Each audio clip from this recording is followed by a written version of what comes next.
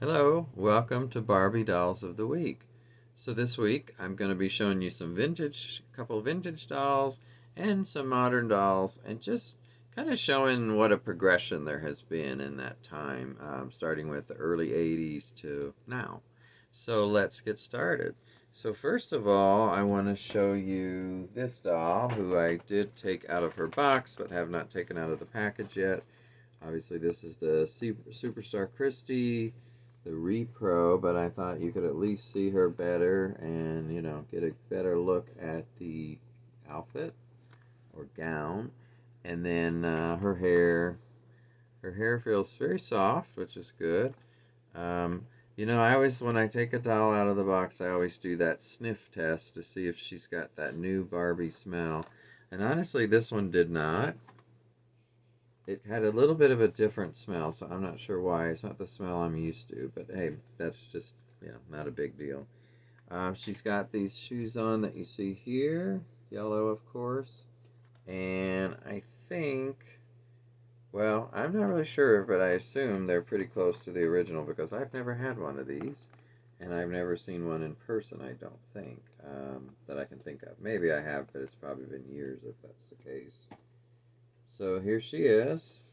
Of course, on the back is just the certificate of authenticity for Superstar Christie Repro. It says this certifies that your 1977 Superstar Christie Barbie doll was created through. Oh, so it's the certificate is as if it's from '77 too. So that's interesting, huh? I would have thought they would have done a new certificate for this one from this year. So, and yes, it is from this year that I got it, and I think it was produced as well. I guess it could have been started before this year, but that's when it was first manufactured for sale, I should say. And then looking at a couple of the looks dolls again. So this is the one I've shown you in the recent past, the blonde male doll. And I also have the blonde female. Let me get her. And Marge Simpson just took a leap. She ended it all. So this is this one, and I've just got her in this outfit for now. We'll see how long she stays in it. I don't know, but I like her overall look. Her hair is very platinum, basically. So, and it's an interesting look. But I'm not a huge fan of the look on her face. Like, it's just kind of there.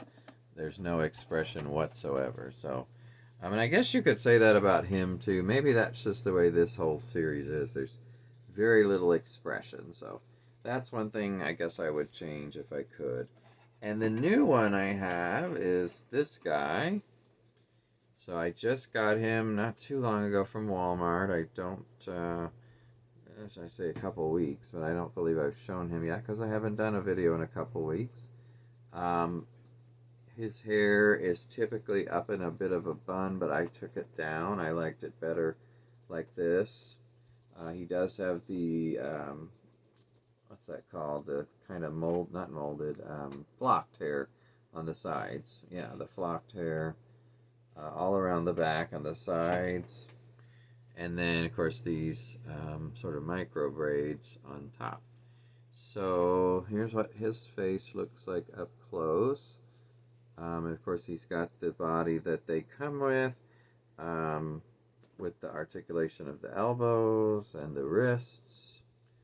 And he's got some shoulder, of course, movement. And I'm not sure if this joint or whatever you want to call that, it does anything. I guess just, he obviously can move it like that. So, you can obviously do a lot of things with their arms with that kind of articulation. Um, yeah, of course, that's a nice feature. And he's got this white outfit mesh top, just very white pants. And, when you put him, let's put his arm back down. Next to this guy, they're like polar opposites, like blonde and in black clothing, African American with white clothing. They're kind of like, what is that, old ebony and ivory kind of thing. but you know, they're in the opposite clothing, so it'll be interesting to see what they look like swapped, or at least maybe swap the tops. But if you remember, I'm not taking this top back off this guy because it was so hard to get on and off. So no, I'm not doing that. Maybe I'll try swapping the pants. Maybe that'll be easier. But yeah, I wanted to show you this since I got him, and I'm not sure. I'm kind of not positive what I think about his face. It's certainly realistic looking. That I like. A lot of people are buying this to switch fashionista heads onto this. I'm not sure which ones work the best. Obviously, he's very dark skinned, so maybe whichever would match with him. I'm just not sure what that is right now. There's quite a few, obviously. So yeah, I'd be curious to see what some people do. But I guess if you don't like the head or that particular face or something, that would be one option. But you do like the body. I'm not doing that. I'm fine with it. I mean, I don't love the face, but I think it's fine, and I don't need to switch it. So I'm good with it how it is. By the way, here's another one. I did get two of those that I'll keep in the box, and so his hair when it's up is kind of like that. And it just, to me, it's very temporary looking. That doesn't look like something somebody would wear long term, but I could be wrong. I just prefer it the way I just showed it to you. And of course, they've got the famous picture on the back of these five. I've seen that they're coming out with a second set of these, and I think I saw 3 dolls so far, like 2 females and 1 male. At this point, honestly, I can't remember what they looked like, because I've had a lot going on these last 2 weeks, to be honest. And I do like this doll a lot. I think it's very striking. Um, so I don't know. What do you guys think of this set in general and this guy in particular? This is model number 4, I think, is what they're referring to them as, models, which they do remind me of models. And maybe, yeah, here it is, model right here, model 4. And I think that's why they have so little expression, because most times when you see models on a runway or something like that in a fashion show, they don't give a lot of expression. That's kind of not what they want them to do. They want to let the clothes be the star and shine through. So I get that. But this I don't know. I mean, you know, if you were modeling this, I don't think there's much to show, to be honest. I mean, I think it would be a pretty boring thing to model it. That's my opinion, but whatever. People can have obviously other opinions. Now these, by the way, these pants are almost like jean material. I don't know if they're supposed to be jean material or what, but obviously it's cotton of some sort, but it feels kind of jean-like. Okay, so those were the new and modern dolls. Very, very new, very modern. I want to show you 2 of my favorite dolls from the early 80s. They're from the same basic line, but 2 versions of that doll. So that is the My First Barbie line. And longtime viewers will know these 2 dolls. It's just something that I love, especially this first one. I'm going to fix her bow for a minute. Give me just a minute. This is the 1981 version, I believe, if memory serves me. And then there's also a 1982 version. Okay, so let's just do it that way. We'll just leave that hanging there. I don't remember what they actually did with this tie part, so I'm going to kind of put it to the back for now. Okay, so this is the original My First Barbie from, like I said, I believe it's 81, I think. 80 or 81. So, box date. So I think let's just say 80 and out in 81. Maybe that's how it was. Regardless, and I do have one of these somewhere in the other room in a box. I just think she's just the epitome of that early 80s Barbie. Beautiful. Love the hair. Love the simplicity of the clothing. They are, you know, easy to dress and undress for, supposed to be for younger kids or girls at the time. And they were, you know, slide on, slide off, very easy. And they've got these ties a lot of times. So probably because the top one is tied, I'm going to see if I can tie this bottom one in the back a little bit at least. So, and unfortunately, both of these dolls I must have had sitting for a while before I put them on stands, because her pants are like way wide. They're like, you know, she's been in quarantine for 2 years and then lost a lot of weight. So she had pants that were twice the size she needed. So I've got a lot of extra fabric here that I'm just kind of holding so that it looks good. But that's what it should look like. But I love this jumpsuit. The blue is faded some on the top, it seems. And, you know, she's been around a long time, so I just love this doll, though. Just such a beautiful face. I mean, I don't know how else to describe it. And that was the face of Barbie for many years, is this particular kind of face. So, okay, so that's that one. Now let me put her back and get the other one that was from 82 box date. I like the colors on this a lot. I mean, you know, but it's a lot of pink. It's kind of fun. I took off the middle ruffle for now because, again, it was stretched to high heaven and it looked like a moo had, you know, happened to it. So, but anyway, I've got the skirt bunched in the back, same thing as with those pants. So when they're on the stand can help hold that extra fabric in place. I love the dress, or the skirt actually, with the kind of like pink and white gingham look to it, although it's big gingham if it's gingham. And then this is the top, which can also be a bathing suit. She takes the skirt off. And that was part of the thing with this too, is they had about 4 or 5 looks in one. You know, you could do so much with these. And these were like, I want to say these were like $5 dolls when they were originally out. I mean, they were pretty cheap. I don't remember for sure, but I guess it also depends what store. If you bought them in a discount store like Kmart or Walmart versus a drugstore or a department store, because they all sold these kind of dolls, and I remember.